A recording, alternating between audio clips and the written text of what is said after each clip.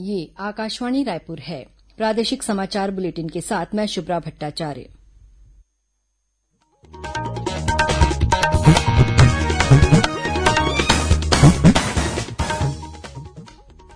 और अब पेश है आज के मुख्य समाचार।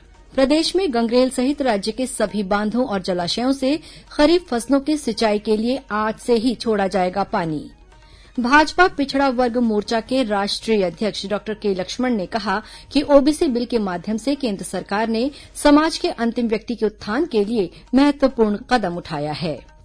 राज्य में मुहर्रम के लिए सार्वजनिक अवकाश अब 20 अगस्त शुक्रवार को होगा।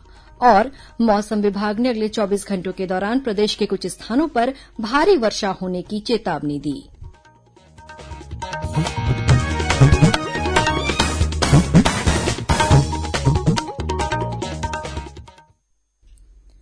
18 वर्ष से अधिक आयु वर्ग के लिए सरकारी केंद्रों पर निःशुल्क राष्ट्रव्यापी कोविड टीकाकरण अभियान जारी है। युवा श्रोताओं से हमारा आग्रह है कि स्वयं कोविड रोधी टीका लगवाएं और अन्य लोगों को भी इसके लिए प्रोत्साहित करें। कोविड स्वास्थ्य के लिए खतरा बना हुआ है, ऐसे में एहतियाती उपायों के पालन में कोताही न बरतें। जब तक आवश्यक न हो घर से बाहर न निकलें और 3 सरल उपायों का पालन करें। मास्क लगाएं, 2 गज की सुरक्षित दूरी बनाए रखें, बार बार हाथ धोएं और चेहरा साफ रखें। कोविड से संबंधित जानकारी और मार्गदर्शन के लिए राष्ट्रीय हेल्पलाइन काम कर रही है। छत्तीसगढ़ के लिए हेल्पलाइन नंबर है 104 और 078122359091। साथ ही राष्ट्रीय हेल्पलाइन नंबर है 1075। अब समाचार विस्तार से। प्रदेश में गंगरेल सहित राज्य के सभी बांधों और जलाशयों से खरीफ फसलों की सिंचाई के लिए पानी छोड़ा जाएगा। ये निर्णय कृषि और जल संसाधन मंत्री रविन्द्र चौबे की अध्यक्षता में आयोजित जल संसाधन विभाग के अधिकारियों की बैठक में लिया गया। कृषि मंत्री ने बताया कि गंगरेल बांध में वर्तमान में 39% जलभराव है। वहीं दुर्ग और बालोद जिले में भी औसत से कम वर्षा हुई है और तांदुला में भी पानी कम है। आज सिंचाई विभाग के सभी उच्च अधिकारियों के साथ हमने बैठक लिया है। आज ही निर्देश जारी किया गया कि किसानों की फसल बचाने के लिए तत्काल आज से ही पानी सिंचाई के लिए छोड़ दिया जाए और इस निर्णय को आज की बैठक में अंतिम रूप दे करके पानी छोड़ने का निर्देश दे दिया गया। आज शाम से नहरों में पानी चलना प्रारंभ हो जाएगा। प्रदेश में कोरोना से बचाव के लिए अब तक 1,33,97,000 से अधिक टीके लगाए जा चुके हैं। इनमें 1,05,89,000 से अधिक पहली डोज और 28,08,000 से अधिक दूसरी डोज शामिल हैं। इस बीच प्रदेश में कोरोना संक्रमण की औसत पॉजिटिविटी दर गिरकर 0.2% पर आ गई है। प्रदेश में कल कोरोना संक्रमण के 49 नए मरीज मिले। वहीं प्रदेश के 12 जिलों में कल कोरोना संक्रमण का कोई नया मरीज नहीं मिला।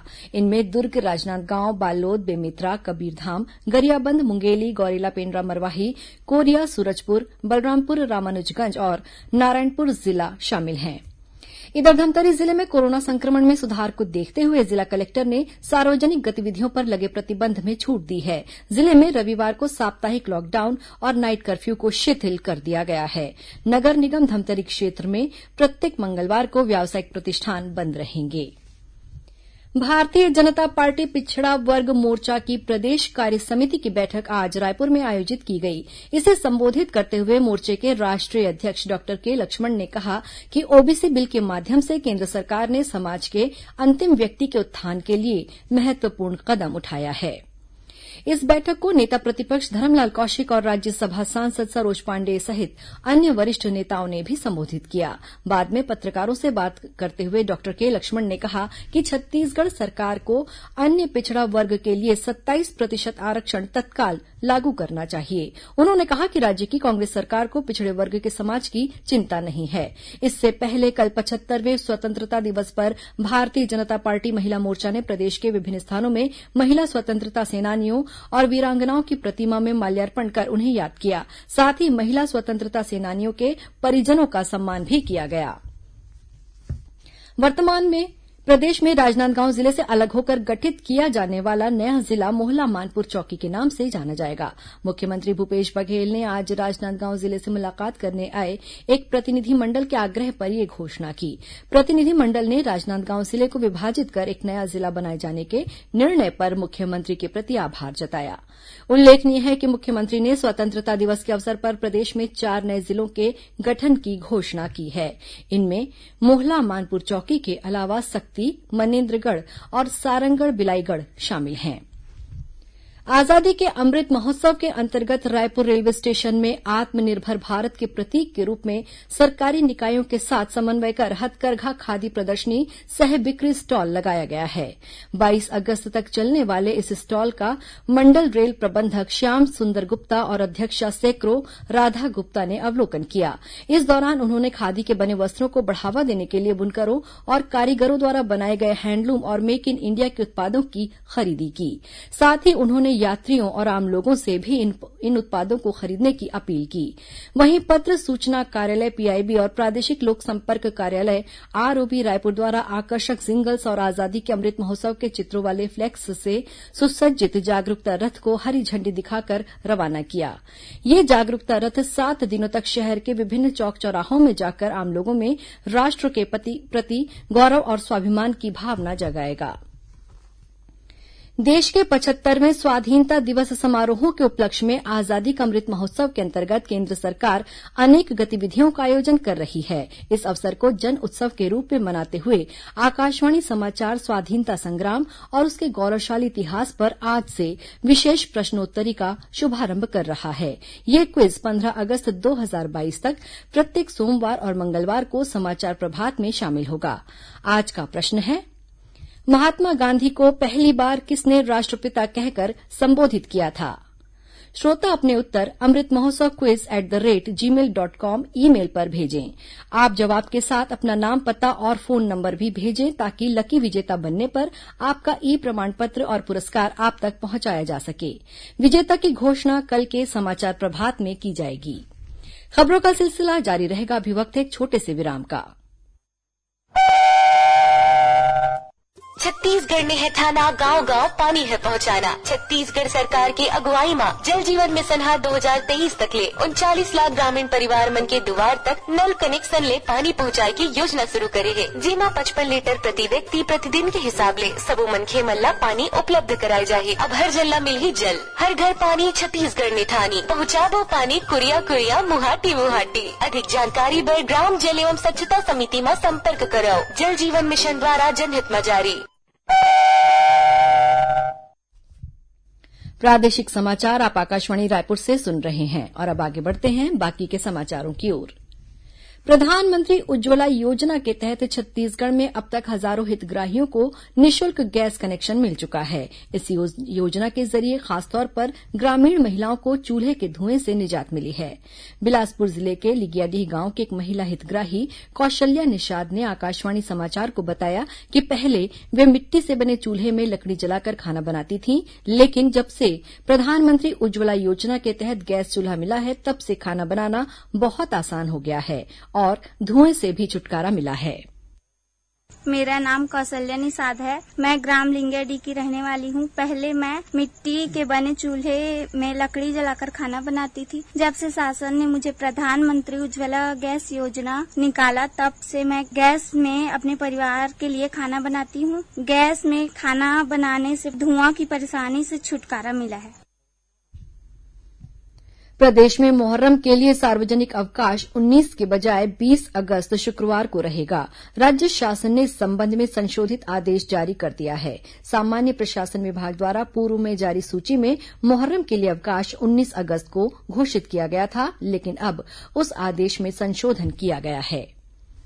जगदलपुर के दलपत सागर में कयाकिंग कैनोइंग खेल की सुविधा शुरू हो गई है। बस्तर जिले के प्रभारी मंत्री कवासी लखमा ने स्वतंत्रता दिवस के अवसर पर इस नए खेल सुविधा का लोकार्पण किया। इसके अलावा उन्होंने जगदलपुर में लगभग 4.25 करोड़ रुपए की लागत से नवनिर्मित फुटबॉल ग्राउंड का भी लोकार्पण किया।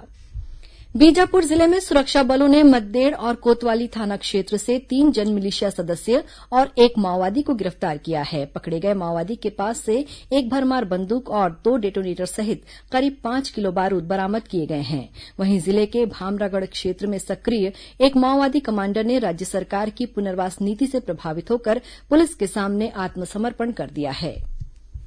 दक्षिण पूर्व मध्य रेलवे के अंतर्गत बिलासपुर के तारबहार स्थित रेलवे फाटक के पास एक मालगाड़ी पटरी से उतर गई।